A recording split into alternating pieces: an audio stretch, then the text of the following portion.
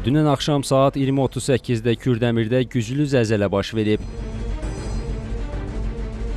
Yeraltı təkanların magnitudası 5,2 bal olub. Zəlzələ anı müxtəlif obyektlərin kameralarına düşüb. Evdə oturmuşduq, gördük ki, qəflətən silkələnmə baş verdi.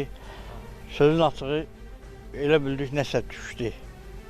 Hamımız qaçdıq çölə. Ondan sonra gözlədik, yenə təkan oldu. Evdə də ki, müxtəlif çatlar əmələ gəldi.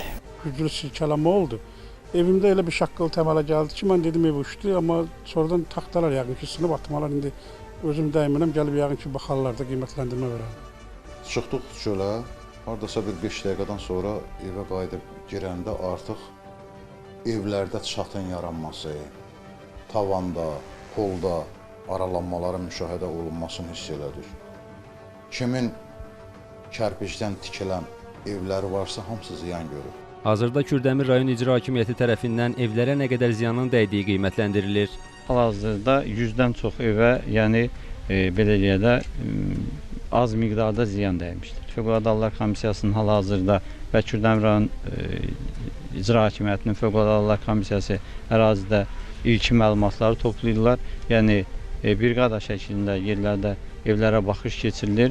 Hələ ki, şükürlər olsun, elə bir ciddi fəsadlar bizə rast gəlməyib və məlumat üçün bildirim ki, əlavə bütün məlumatlar icra hakimiyyətinə toplanılır və aidiyyatı üzrə təqdim olunacaqdır.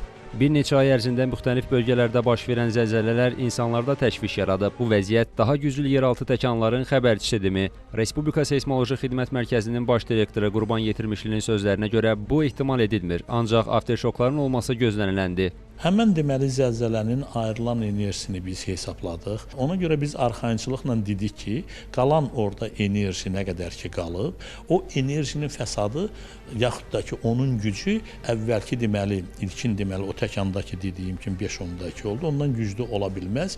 Olsa da afterşoklar olmalıdır. Şimali qərbdən aşağı Qəbələdir, digər rayonlardır, Göyçay, Ağsu, çox rayonlar deməli bunların hiss etmişdi. 3 bal, 4 bal gücündə hiss olmuşdu. O da bir qorxulu bir şeydir. Yəni əhaliyə bunu çatdırmaq istəyirəm, təlaşa düşməsin və yaxın günlər üçün onu da deyə bilərəm ki, güclü dağıdıcı, katastrofik zəlzələ ehtimalı yoxdur. Qurban Yetirmişli əlavə edib ki, dünənki zəlzələnin ocağı dərində olduğu üçün böyük əhatə dairəsində hiss edilib. Kənan Qafar, Amin Məlikov, Xəzər xəbər.